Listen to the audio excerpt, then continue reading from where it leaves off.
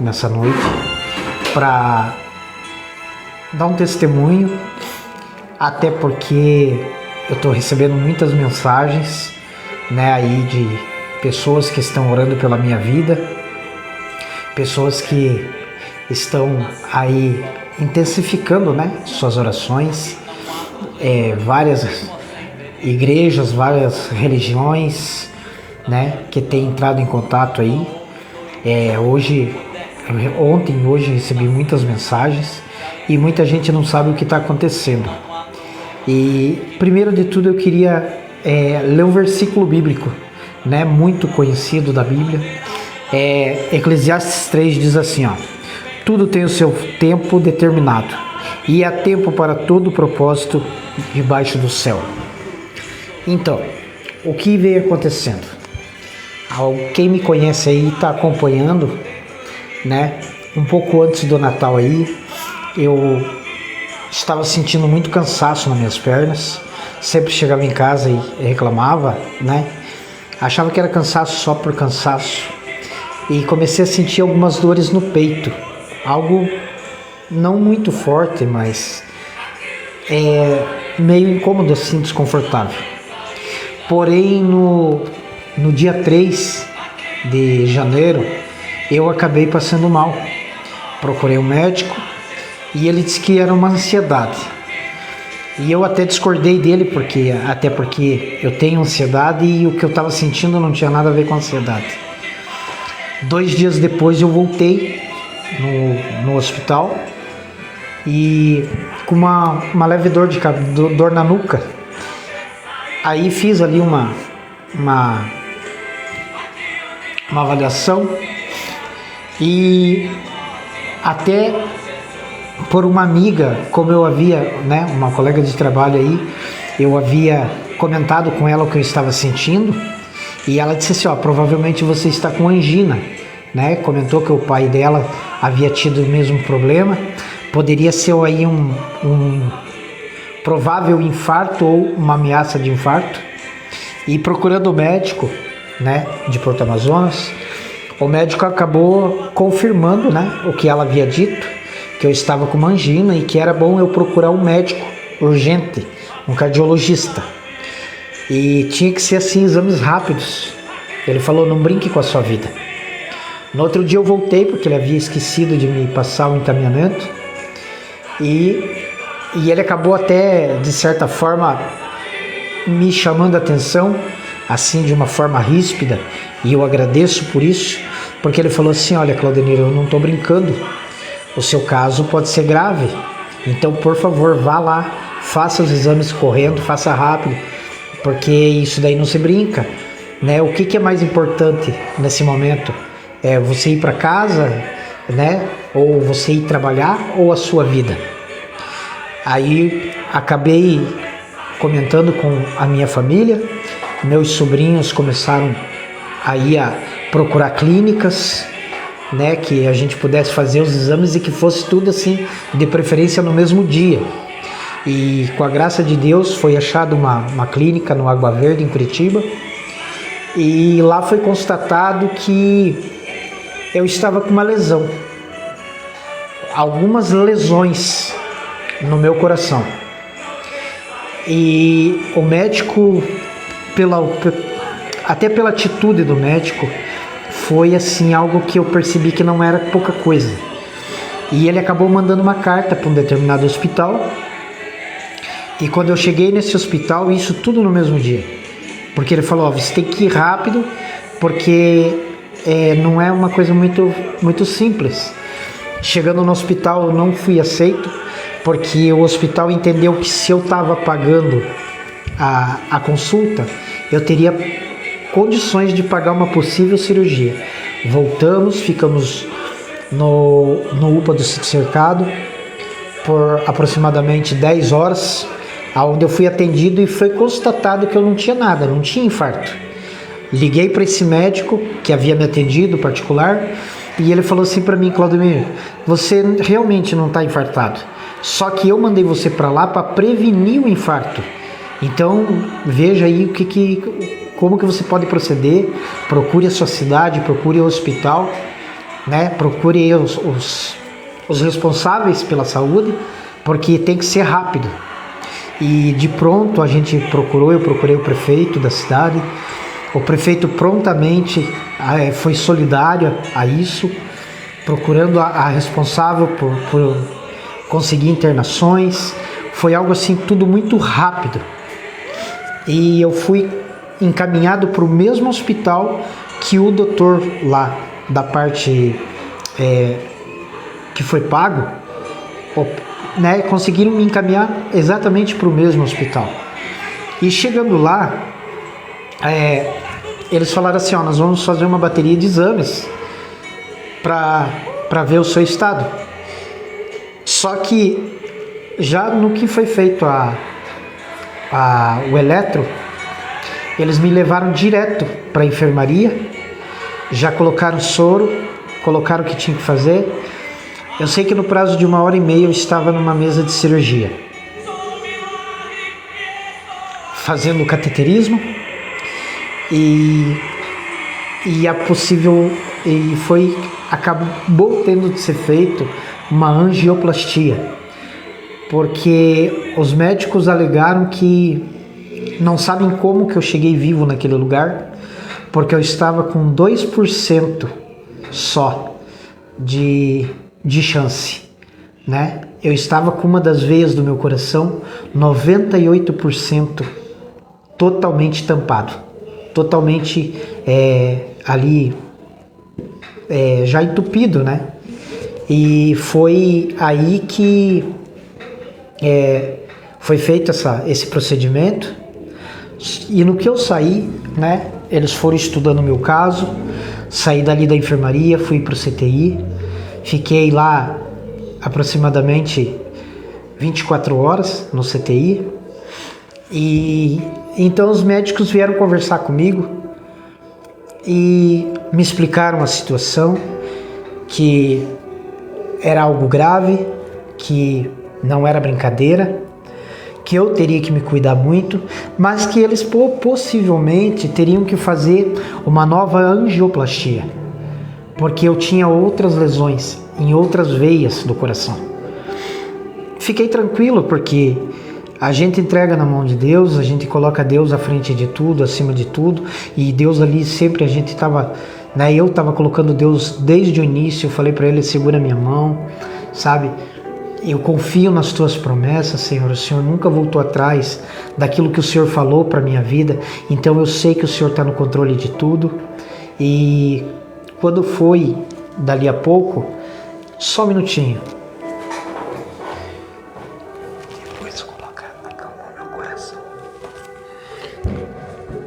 Depois, fazendo favor. Aí o que aconteceu? Vai e vem de exames, uma bateria de exames depois da angioplastia.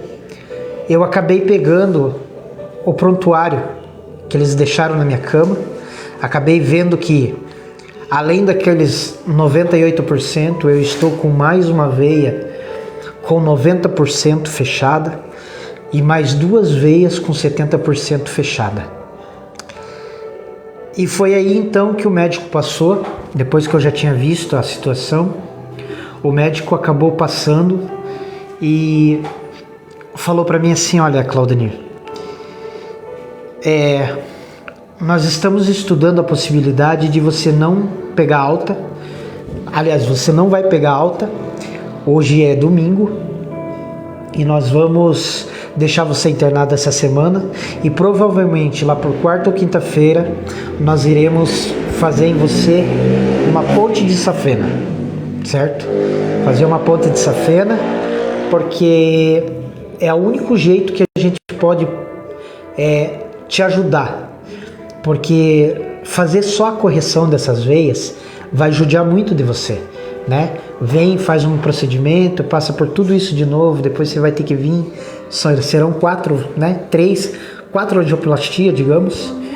Aí eles saíram do quarto e eu comecei a orar.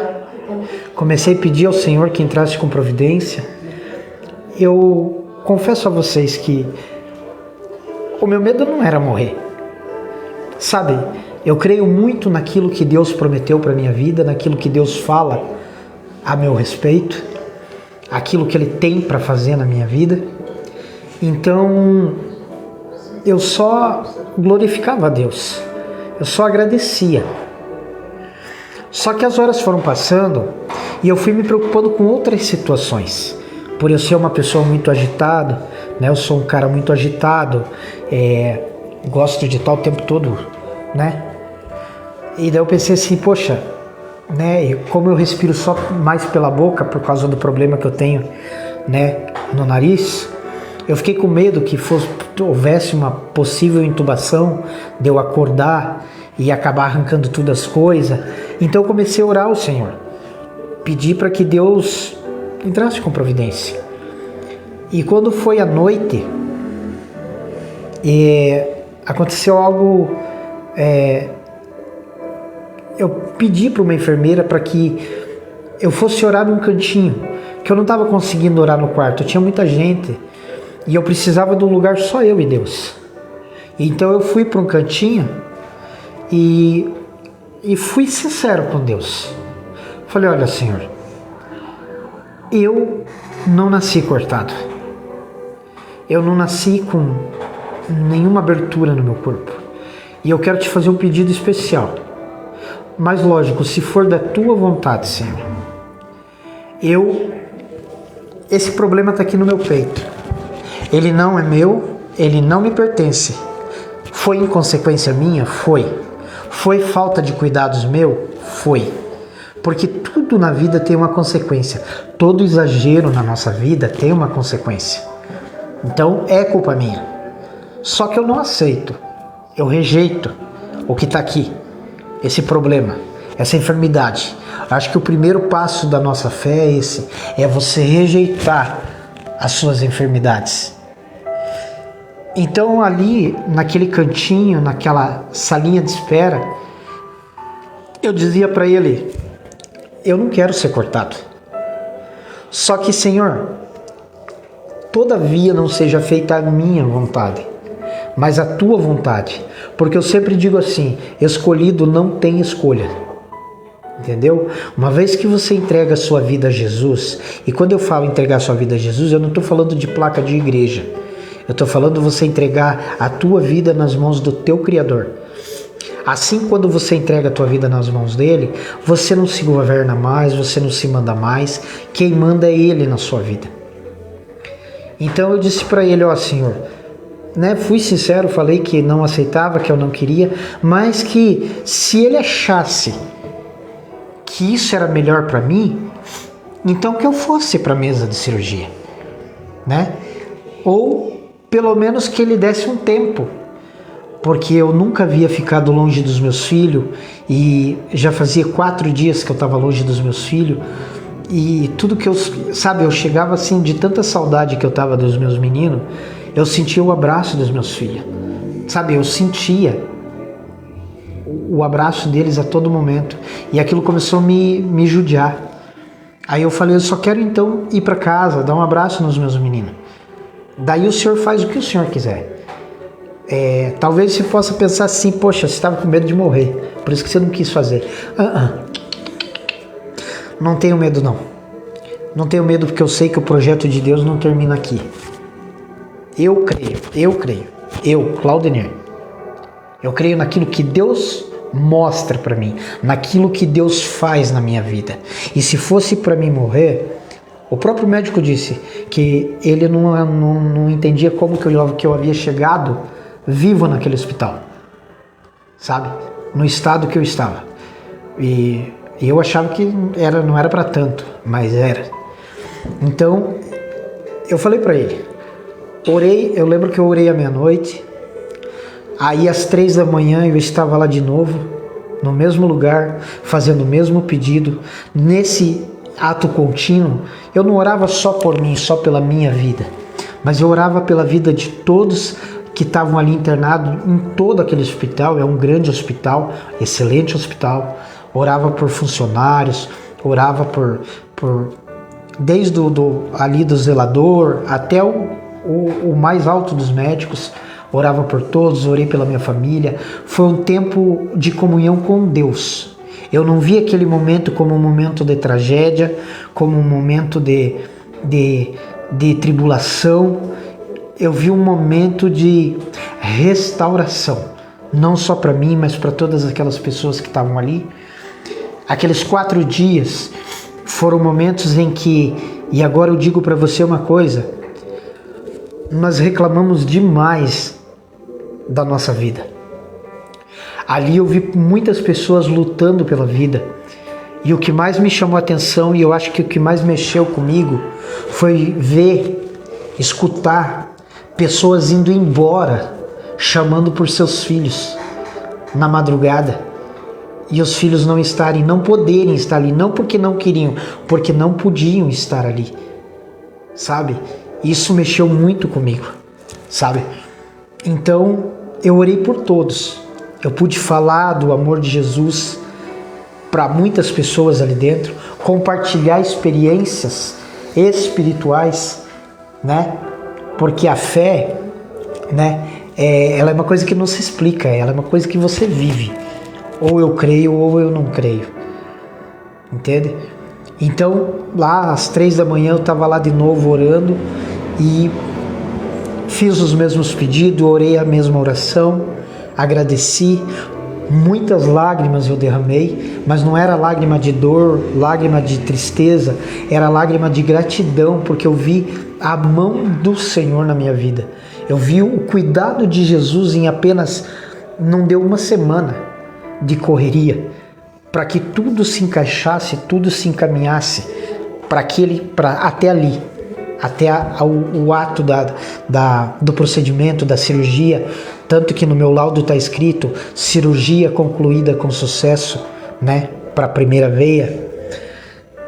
E quando foi 5 e pouquinho, eu fui lá orar de novo, agradeci a Deus e falei para ele: ó Senhor, o Senhor já sabe, eu não quero ser cortado, mas eu não me mando, quem manda é o Senhor. Se for da sua vontade, então que eu vá para a mesa de cirurgia, que o Senhor segure a minha mão, que o Senhor guie a mão dos médicos, que seja o Senhor operando através das mãos deles, porque o Senhor é o médico dos médicos. Voltei para o meu quarto, me sentei na cama e 5:50 da manhã entrou uma junta médica enorme no nosso quarto, inclusive o próprio doutor, dono do hospital, e conversando com um, conversando com outro, e falando o que ia fazer, o que não ia fazer. E então ele veio, sentou na minha cama, ficou me olhando por uns segundos, e daí ele falou assim para mim: você está de alta, eu vou te dar alta, mas você sabe qual é o seu quadro clínico, não sabe? Você sabe o que está acontecendo. Então, daqui a 2 meses eu quero você aqui, porque daí você vai para a cirurgia, tá bom? Eu agradeci, e no período das 6 da manhã, depois que ele falou isso, até a hora de eu sair, realmente de alta, que foi 3 e pouco, eu só agradeci a Deus. Eu só agradeci. E eu entendi que Deus tem um plano nisso tudo. Deus tem algum projeto nessa situação. Serão 60 dias em que eu vou estar clamando para que Deus faça a obra. Cirurgia ou não cirurgia, é a vontade dele na minha vida. Uma coisa que me chamou a atenção, que eu esqueci de mencionar aqui, é que de sábado para amanhecer domingo, antes de eu ganhar alta, uma enfermeira chegou do lado da minha cama e falou assim para mim: homem do céu, você me deu um baita susto essa noite, essa madrugada. Eu falei: por quê? E eu lembro que um pouquinho antes dela entrar, eu sentei na cama e eu olhei no aparelho, nos aparelhos. As batidas do meu coração, elas não estavam assim muito fracas, mas não estava no ritmo que era para estar. E a minha pressão, ela é normal, ela é 12/8, e a minha pressão estava 7/5. E eu me assustei com aquilo. Aí eu fui e foi nisso que ela entrou e ela falou. Ela disse assim: homem do céu, sabia que você pode morrer dormindo? Daí eu falei ainda para ela: misericórdia. Daí ela falou: não, é sério, é sério. As batidas do teu coração estavam fracas, a tua pressão estava muito baixa, e eu liguei pro doutor correndo, mandei mensagem, mandei foto do que estava acontecendo com você, mas o doutor acabou me tranquilizando, dizendo que era para ter calma, que por enquanto vai ser assim, mas que não é para ter medo, porque tá tudo certo, você está medicado. E o que eu digo para você é o seguinte: minha vida deu uma grande mudada. Desde o dia da cirurgia para cá, que foi sexta-feira, hoje é terça-feira, né? Aí quase deu aí o que? 5 dias, né, da cirurgia, 4 ou 5 dias. Mas aquele cara agitado agora tem que andar lentamente. Uma por conta da cirurgia e outra que é para não forçar. Eu não posso fazer esforço. Eu acabo sentindo dor no peito, ou se não dor nas costas, muita dor nas costas. Então eu tenho que moderar aí a caminhada, moderar o esforço. Mas o que eu aprendo com isso, eu acho que principalmente, é que quando você não para, Deus te para. Eu já tinha falado isso. Deus te para. Porque você tem que ter um momento para você se cuidar. Porque a Bíblia diz que o nosso corpo é templo do Espírito Santo. E o meu templo, ele estava desarrumado, ele estava desleixado, ele estava descuidado. E agora eu vou ter que cuidar, né? E agora eu pergunto para você: o que você tem feito com o seu corpo? O que você tem feito com o seu templo? Com o templo que Deus te deu?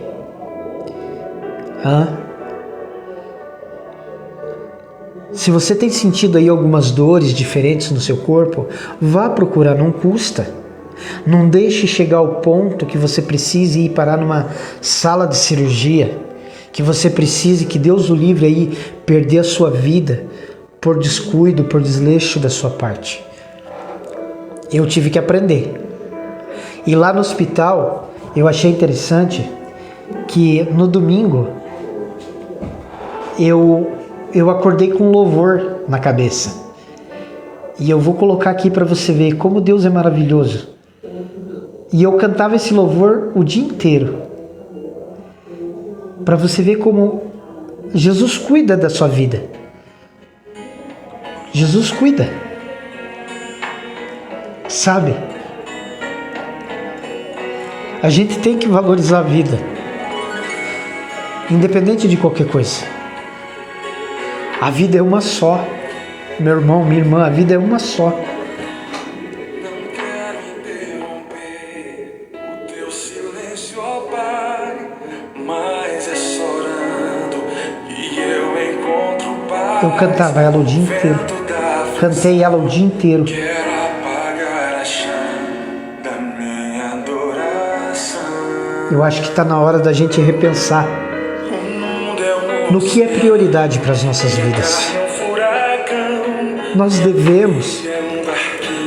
nos preocupamos muitas vezes tanto com os outros, em fazer pelos outros, e acabamos nos esquecendo de nós mesmos.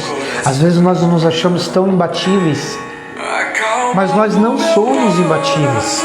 Nós somos seres humanos, frágeis, limitados, e nós temos que cuidar de nós mesmos. Eu vou ter 60 dias para clamar, e eu quero você clamando junto comigo. Vamos fazer assim: eu oro por você e você ora por mim. O maior ato de amor que nós podemos ter uns para com os outros é a oração, é orar uns pelos outros, sabe? Valorize a vida, valorize as pessoas que estão à sua volta.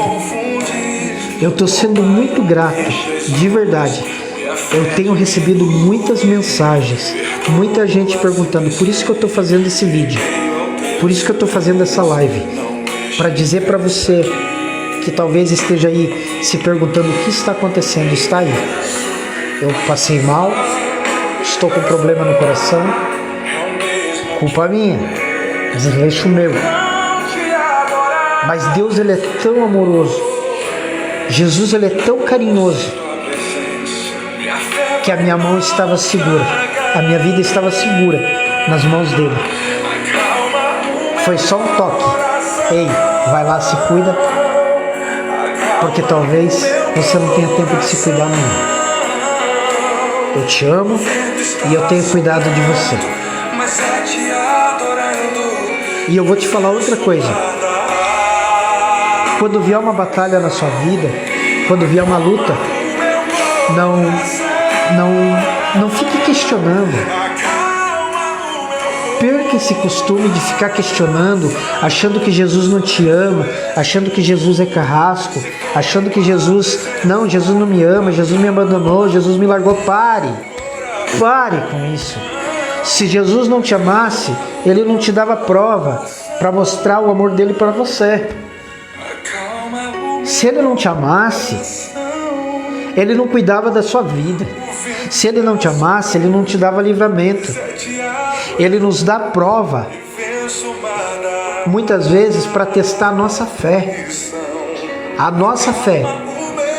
Porque muitos de nós, às vezes, irmãos, somos cristãos só de boca. Só de boca. Nos falta atitude.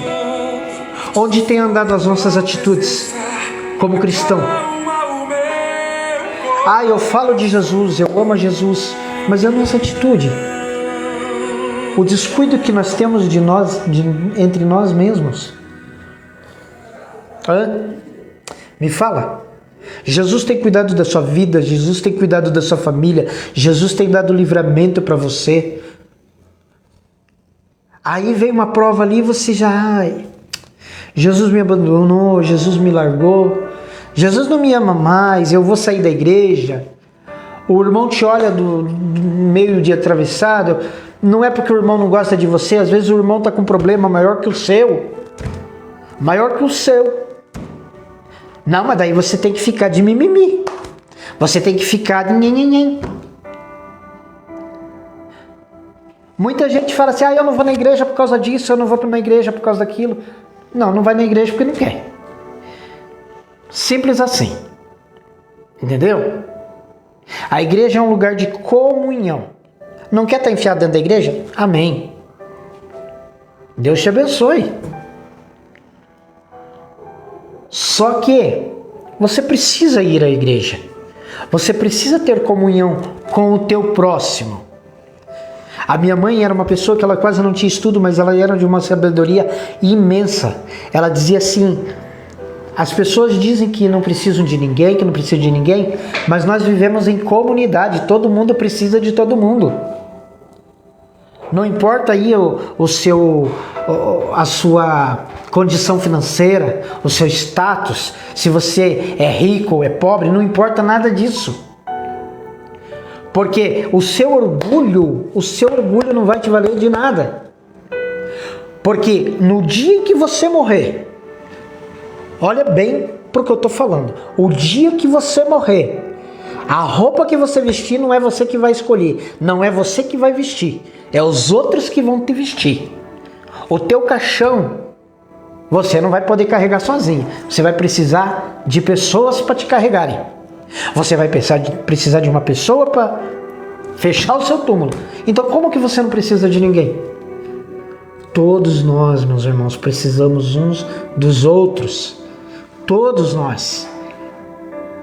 Então, por favor, pare de reclamar. Pare de dizer que Jesus te esqueceu, que Jesus, ai meu Deus, Jesus está me dando muitas provas, Jesus está me dando isso. Eu sempre ouço uma frase, uma palavra, que eu acho muito bonita. Deus só dá grandes batalhas aos seus melhores soldados. Eu vou te dizer uma coisa. Durante muitos anos eu me queixei das minhas provas, das minhas lutas, das maldições que me lançaram, das pessoas que me ignoraram, das pessoas que me desprezaram. Enquanto eu reclamava, nada acontecia de bom na minha vida. A partir do momento que eu vi que o Senhor era por mim, que o Senhor me protegia, que o Senhor cuidava da minha vida, eu larguei com essas frescuras. Entendeu? Eu entendi que o que eu não posso perder é a presença de Deus na minha vida. E eu vi que Jesus me ama, porque, amados, eu luto pela minha vida e Deus protege a minha vida desde o ventre da minha mãe. Ainda no ventre da minha mãe, eu corria o risco de ser abortado, por conta que minha mãe poderia falecer, e foi o que aconteceu.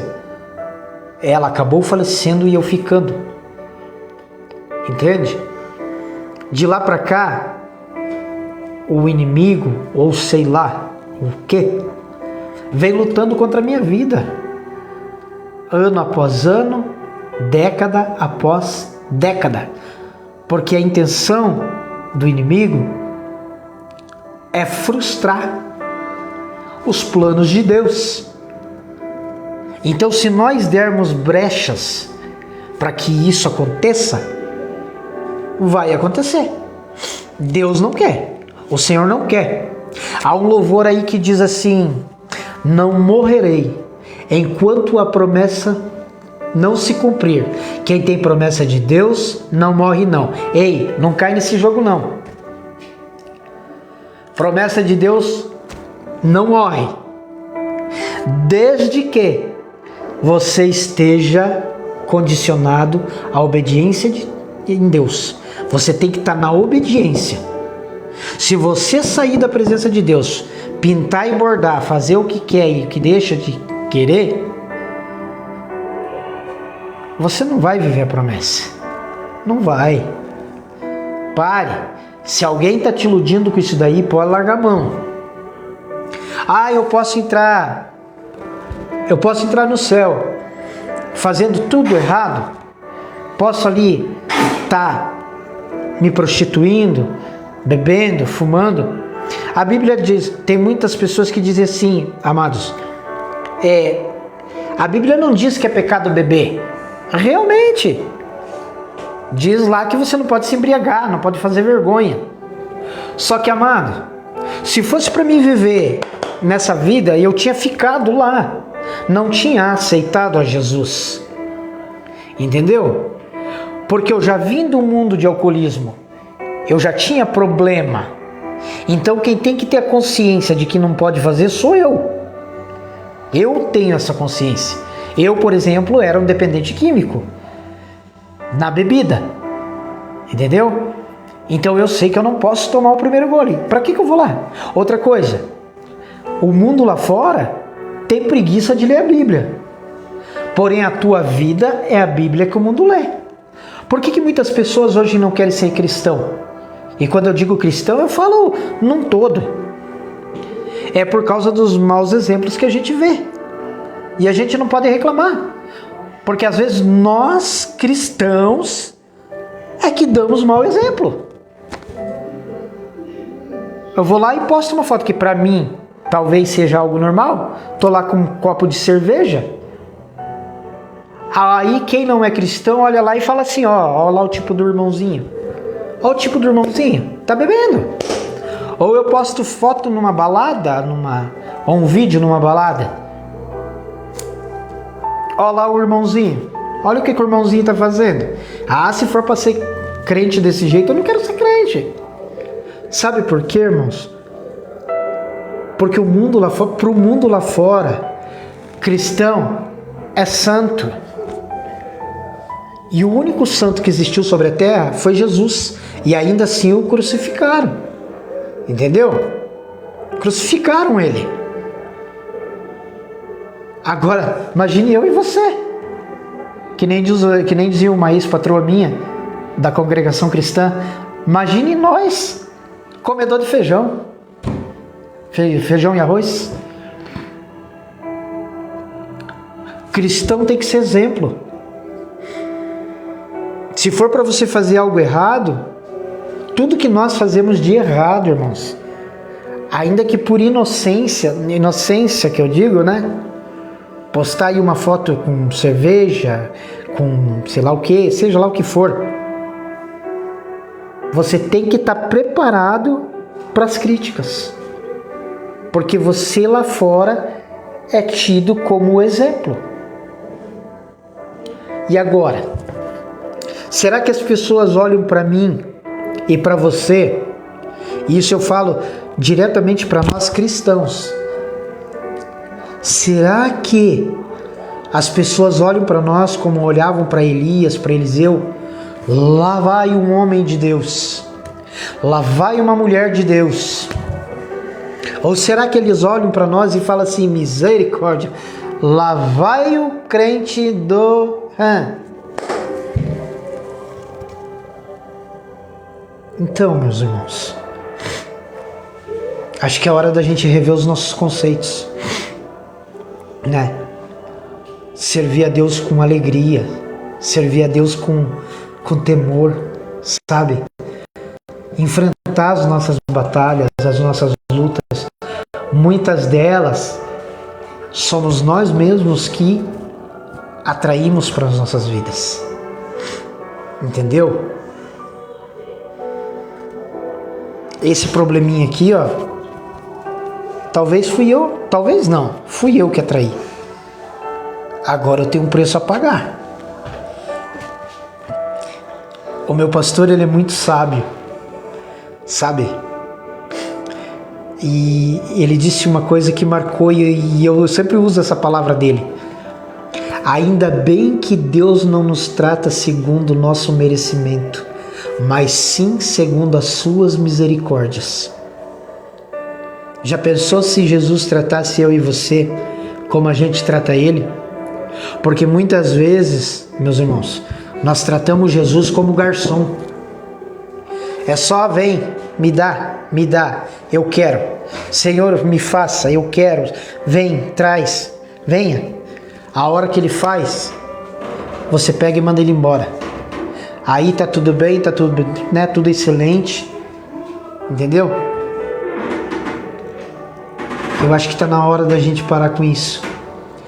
Adorar a Deus em espírito e em verdade, e aprender a ser mais grato. E se somos cristãos, e eu não falo de placa de igreja, entendeu? Somos todos filhos do mesmo Deus, o mesmo Criador. Se nós somos seus filhos, vamos honrá-lo. Entendeu? Para você que diz que não vai para a igreja por causa de fulano, de ciclano, de beltrano, de... Isso mesmo, não vá por causa deles. Seu alvo é Cristo. Você tem que ir por Cristo. Vá por Ele. O Senhor ainda te espera de braços abertos. Sabe, não olhe para A ou B, não pense assim, poxa, mas eu vou entrar lá na igreja e fulano vai me olhar, e ciclano vai me olhar, e poxa, eu já aprontei tanta coisa. Ei, Jesus não veio para os sãos, Jesus não veio para os ricos só, Jesus não veio para o perfeito, porque não existe ninguém perfeito. Somos todos pecadores, somos todos errados, erramos todos os dias, mas somos todos ovelhas em busca do seu pastor, seguindo o seu pastor, que é Jesus Cristo. Há um caminho. Hoje o Senhor quer fazer algo na sua vida. Hoje o Senhor quer te abraçar. Sabe, entre no teu quarto, clame a Ele. Se você está passando por um problema, não vá desmerecer a Deus. Não jogue a culpa em Deus. Humilhe-se diante da presença de Deus. Sabe qual é o nosso defeito também? É ficar se humilhando uns para os outros, seres humanos. Ficar mendigando para seres humanos. Só que não busque nos homens aquilo que só Deus pode fazer pela sua vida.